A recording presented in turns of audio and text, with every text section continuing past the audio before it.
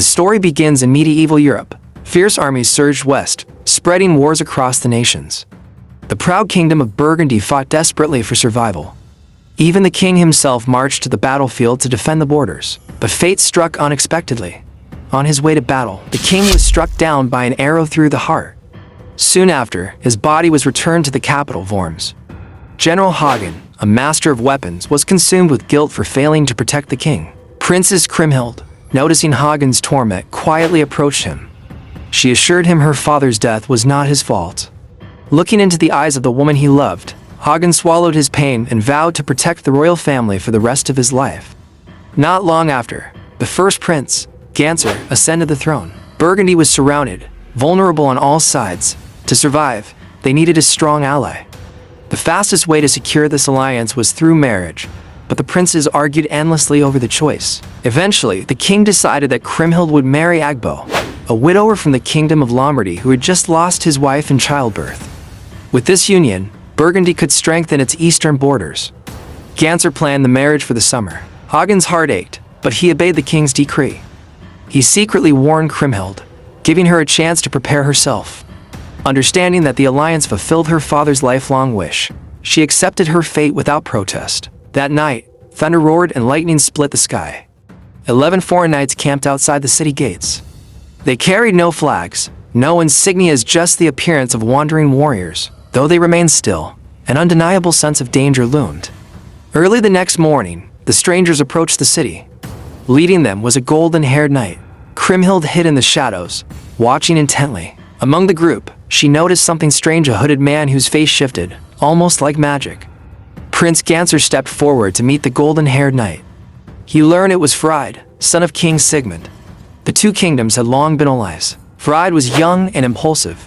Upon arrival, he challenged Ganser to battle. The Burgundians rallied around their prince.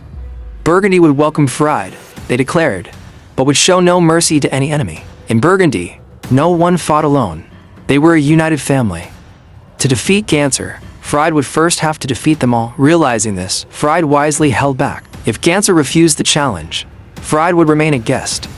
So Ganser ordered rooms prepared for the visitors. But Kriemhild couldn't shake a lingering unease. The eyes of the cloaked man were not human. Memories of ancient legends surfaced. Tales of gods from the Sith and Hu mythologies.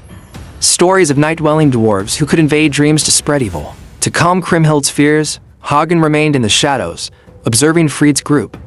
They laughed, drank, and reveled, unaware of the danger lurking in the dark. Only the cloaked man slipped away, darting into a narrow alley. In the blink of an eye, he disappeared into a dark warehouse. Hagen pursued him and finally caught up, but beneath the cloak were only a few torn sacks, piled haphazardly. At that moment, a drunken Fried staggered out of the building. Hagen warned him that this place was not meant for humans and quickly ushered his men away. As dawn approached, nightmares haunted Hagen once more. The cloaked man was indeed a dwarf. The sudden appearance of this alien race had thrown the city's war horses into chaos. Kriemhild's beloved horse, spooked by the commotion, broke free and galloped out into the storm. She rode after it in desperation, and Hagen, concerned for her safety, followed closely. By the river, the white horse paused to drink. Kriemhild approached, hoping to calm it, but the horse did not recognize her. It lowered its head and bolted into the forest. Rarely had Kriemhild shown weakness in front of Hagen, who had watched her grow up. She truly did not want to leave her homeland for a distant marriage. Days passed, yet Fried still lingered in Gum City. He brazenly wandered the palace grounds, showing no respect to King Ganser. He boasted of a prophetic dream. Queen Hilda II of Iceland possessed magical powers from another world. The court reacted with shock, but Fried laughed it off, as if it were all a joke. Kriemhild, meanwhile, stayed mostly in the women's quarters. Fried, ever flirtatious, longed to see her. That night, he barged into her room. She pulled his shirt tight and demanded he leave, refusing to entertain his rudeness. Thankfully, Fried left without further incident. Fried's jokes at the banquet unsettled King Ganser, who, curious about the Icelandic queen, considered the alliance. Hagen reminded him of his promise to protect the royal family, insisting that Burgundy remain strong even without the alliance. Ganser was persuaded to cancel the marriage plans, but the next morning, disaster struck. A body was found dumped outside the castle. The victim, from a northern settlement, had been murdered with a sharp iron weapon. Hagen received the grim news from his scouts. The Anglo-Saxons and Danes had betrayed them, advancing near the Jai River. Burgundy was now isolated, with no allies in sight. King Gonzer ordered Hagen to meet Fried, hoping this brave and unpredictable warrior could turn the tide on the battlefield. Hagen went to the palace where the guests were staying, but he found only the cloaked man standing alone. Instantly, Hagen recognized him. This was one of the old gods. The sight left a deep mental scar on him. Hagen also knew of Fried's past. Fried had faced the old gods in battle, slain a giant dragon, and bathed in its blood. That blood had made him nearly invulnerable, granting him extraordinary strength. His sword, forged from dragon bones, was a weapon of legend, yet even Fried had a weakness. While bathing in the dragon's blood, a Bodhi leaf had stuck to his back, the only fatal point in his body. Before Hagen could return to the palace, Fried approached the king, requesting to join the battle. He promised to wield his dragon-slaying sword for Burgundy, determined to destroy the threat. Before the great battle, Hagen visited Kriemhild to say goodbye. She knew that he had convinced the king to cancel the arranged marriage and asked him why he had done it. Deep down, Kriemhild already understood, yet she longed to hear it from him. Hagen's duty was clear. He had to restore Burgundy to peace. Still, he left his true feelings and said. The next day, the mighty Burgundian army marched along the Jai River valley at full speed. Hagen, drawing on his vast experience, outlined a precise battle plan. He warned that although the Anglo-Saxons and Danes were brave, their lack of discipline made maintaining formation essential. Fried, however, cared little for tactics. He fought with raw, unmatched strength. At midnight, Hagen noticed him riding alone into the forest. By dawn, Fried returned holding the head of the Anglo-Saxon king. With their general dead, the enemy's morale crumbled. Fried raised his dragon-slaying sword and called for volunteers to join him in finishing the enemy. The soldiers cheered and, ignoring Hagen's warnings, followed Fried straight into the enemy camp. Hagen had no choice but to protect the royal family and followed closely into the fray. On the battlefield, Fried was unstoppable like a predator among mere mortals. He saved Gonzer's youngest brother, but then a trusted guard fell to a sudden attack.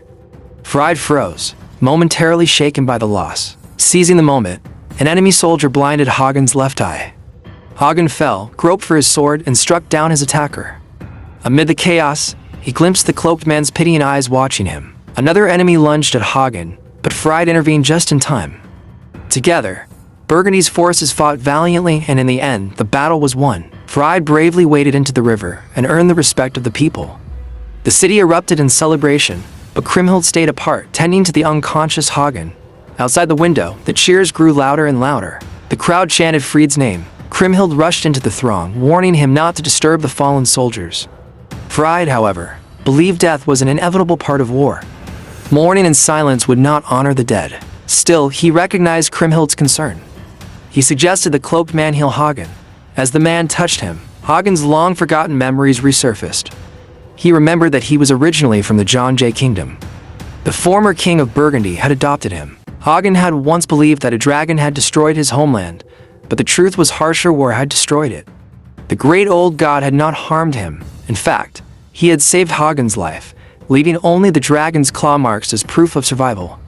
After enduring the intense pain etched into his mind, Hagen finally awoke. The first thing he did was visit the fallen soldiers. Fried's methods were extreme, but undeniable. He had brought hope and victory to Burgundy. Even if given a second chance, he would have ridden into the forest that night and struck down the Anglo-Saxon king. It was in his nature, impossible to change. Like a hurricane, Fried swept away the clouds over Burgundy and Kriemhild's heart. No one could wait in one place forever. She had given Hagen a chance, but he had refused to confess his feelings. Kriemhild followed Fried outside the city and saw the ruins of ancient battles. Curious about the dwarves that followed him, she asked why. Fried revealed that they served him because he had slain their master, the last dragon in the world. Over the past days, Kriemhild and Fried had grown close. Their bond strengthened rapidly, yet danger loomed. The Huns were uniting and steadily approaching Burgundy's lands. Though led forces against the Lombards, Burgundy would need strong alliances to survive. Meanwhile, Ganser's thoughts lingered on the Icelandic queen, seeking her ancient power. His younger brother, fascinated by the dwarves, feared the Huns' advance. In Fried's absence, he locked the dwarves in iron cages. Hagen intervened. He told the dwarves that if they wanted freedom, they must tell him the story of the Icelandic queen.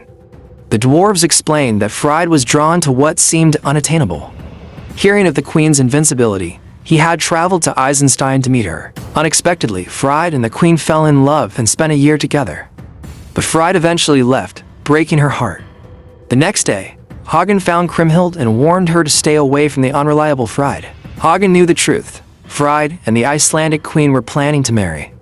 Kriemhild understood that Hagen did not fully trust Fried, but as long as they were married, Fried would truly become part of Burgundy, protecting the kingdom together. For the future of Burgundy, Hagen would not oppose the union. Kriemhild urged him to speak in favor of the marriage before Gonsur. Hagen followed her advice, and Gonsur agreed, but he added one condition. If Fried wished to marry Kriemhild, he first had to help Gonsur win the heart of the Icelandic queen. With this powerful female warrior on their side, Burgundy could repel the Huns. Soon, their fleet set out for Eisenstein. The journey proved treacherous. Just as they neared their destination, a violent storm struck. The boats were destroyed, and nearly everyone was swept away. Fortunately, Gonsur survived. Fried, who had been to Eisenstein before, knew the queen's rules. He instructed Hagen to put down his weapon and follow a silver-haired woman to meet the queen. The castle lay beneath a volcano. Upon entering, they were seized, covered in sackcloth, and beaten. When Hagen regained consciousness, Gonsur and Fried had vanished. Only the white-haired woman remained. Hagen pleaded that Gonsur had come with no ill intentions, only to propose to the queen. But all who had tried before had turned into piles of bones. Gonsur soon appeared, enchanted by the queen, holding a precious sword. He declared he would fight for her, but he did not know that her heart belonged to Fried. Hagen, determined to protect Gonsur, requested a retreat the next morning. Gonsur refused to relent. He intended to marry the queen.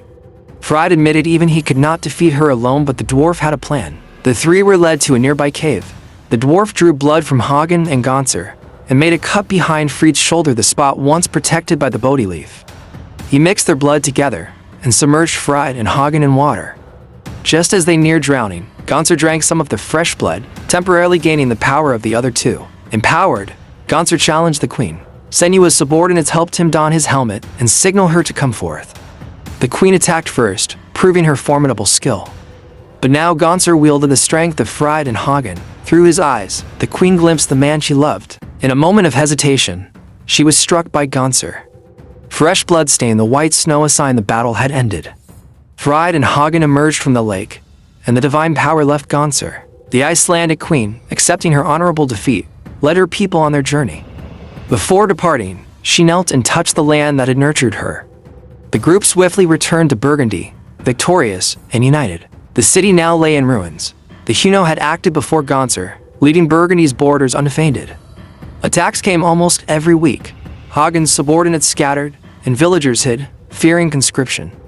The only hope now rested on the queen's people going to war. The two new couples were married on the same day. Hagen looked at Kriemhild and smiled, happy for her. But his gaze fell on Fried, who watched the queen with longing. It was clear that sooner or later, the relationships between these four would face challenges. No sooner had the wedding ended than they were called to battle. The queen, realizing Gonsur's duel had been mere deception, drew her sword and moved to the training ground. In moments, she defeated Fried and sent him flying. Raising her head, she screamed to the sky, venting her fury. Yet the enemy was approaching, and she had to accept her fate. On the night before battle, Hagen understood that fear had gripped everyone. Ezio's reputation and the Huno army had terrified them for too long. But fear could not dictate their actions on the battlefield. Hagen rallied his soldiers. No matter how powerful Ezio is, we are still mortals. Our queen is the daughter of the gods, an ancient being like the elves, the dragons, and the three goddesses. The goddess of war will protect those who risk their lives. Follow her, and we will win. Even in death, she will guide your souls to the temple of the gods. Hagen's words ignited courage. In the ensuing battle, no soldier retreated. The queen struck with precision, decapitating Ezio with a single blow. Fried, drawn like a moth to flame, found himself captivated by her once more. By morning, Gonsur received news of victory. The Huno army had been pushed back beyond the borders. War was over. Fried and the queen embraced, lost in their own world. Hagen allowed it, watching silently. Yet he reminded Fried, "You left your father, and I lost my homeland. Burgundy is now our shared home. When you return, be loyal to Kriemhild. Do not make her suffer." Fried hugged Hagen in promise, vowing to care for the princess and honor peace. Though he preferred a life of adventure, one by one his companions drifted away. He urged Kriemhild to leave Burgundy and explore the world with him. But she was the princess her people came first. Fried felt frustrated, realizing that Gonsar's attitude toward him had shifted. Yet his remarkable achievements had earned him the love of Burgundy's people. Even as a warrior with unmatched skill, he now had to navigate loyalty, love, and duty in the kingdom he had helped save. On the other hand, Gonza could clearly sense the hidden emotions between the queen and Fried. There are three things no one can hide: a cough, poverty, and love. When they went to battle, Gonza asked Hagen about Fried and the queen. Hagen replied simply that they had won, and that was what mattered most. Gonza struggled to suppress his anger. During the victory celebration, Fried had been rude to Gonza's younger brother, igniting his fury. He shouted at Fried, "Even though you married my sister, that doesn't make you one of this family. You are my sister's husband and my subordinate." Their relationship worsened by the day. Gonza was tormented by jealousy and anger. Hagen wanted to advise him to worry less. After all, Fried was still his brother-in-law, the prince's husband. But Gonza pressed, "And you, Hagen? My father devoted his heart to training you. Who are you loyal to now?" The next morning, Gonza informed Hagen that the queen had left the castle on horseback during the night. He had secretly followed her and discovered her in a private meeting with Fried. Hagen's anger flared. "Where is Fried?" he demanded. Gonza shook his head. "I don't know. He comes and goes as he pleases.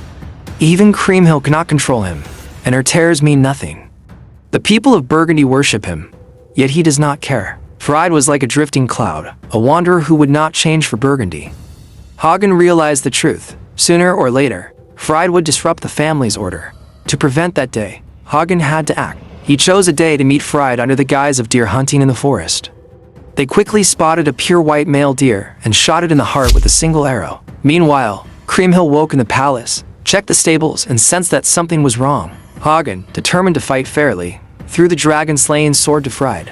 Fried struck first, but his skin was impervious. The sword could not pierce him. Hagen relied on his years of hard training, his extraordinary will and skill to gain the upper hand. The battle raged. Hagen finally cornered Fried in a stream, holding him down. But Fried reached the sword and stabbed Hagen in the thigh.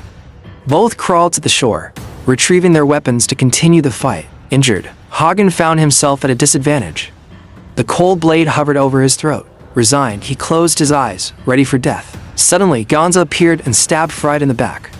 Fried's earlier decision to help Gonza marry the queen had revealed his weakness. Now, because of the queen, Fried met his end. Fate indeed was cruel. Hagen helped Gonza to his feet and urged him to leave quickly, warning that staying would make him a target of blame. Gonza staggered away. Hagen noticed a dwarf standing nearby. As he approached, the shadow transformed into a dry tree trunk, as if the entire confrontation had been an illusion. Not long after, Hagen brought Fried's body back to the castle, declaring that he had defeated him in a duel. At that moment, Kriemhild was in extreme pain, pregnant, while the queen screamed in anguish. Hagen became a thorn in everyone's eyes. Yet Kriemhild did not kill him. Instead, she cursed him to live a long life, long enough to witness Fried's son grow up, paying a price greater than life itself. And with that, the story ends. Thanks for watching. If you enjoyed this recap, make sure to subscribe to Cinevoice. Hit the bell icon to stay updated and enjoy the journey.